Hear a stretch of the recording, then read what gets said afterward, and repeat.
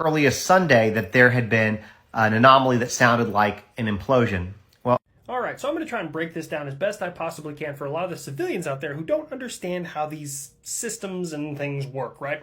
So I have never listened to the ocean for long periods of time, so you may have to go find a submariner to understand that. But I have paid attention to the sky for years. So anyway, sometimes you're looking at the sky and you see things that don't, like, you're looking at your radar and it detects things that, I mean, they could be humidity, they could be wind, they could be dust, they could be all sorts of stuff, right? And they move in weird ways and you get weird returns and things sometimes come back and they move in ways that no known aircraft should, right? And these are system faults. They're nothing more, nothing less. I would never say that they're anything more or less than that, right?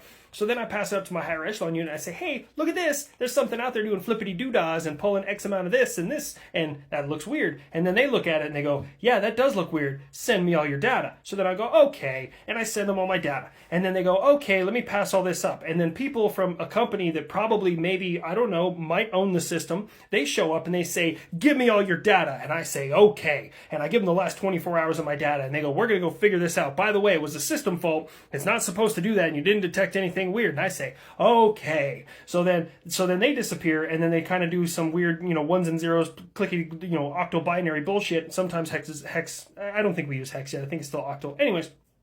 And then they come back and then they go, hey, here, plug this in. This is a software upgrade so that it doesn't do that again. It doesn't detect that. And I was like, oh, that's good because we don't want to pay attention to what's not important. We want to pay attention to the stuff that could kill us. But anyways, long story short, for this whole experience is somebody somewhere probably passed that up and then somebody in the chain of command said, we're not calling off the whole search based off of what you thought you heard. So that's how that works.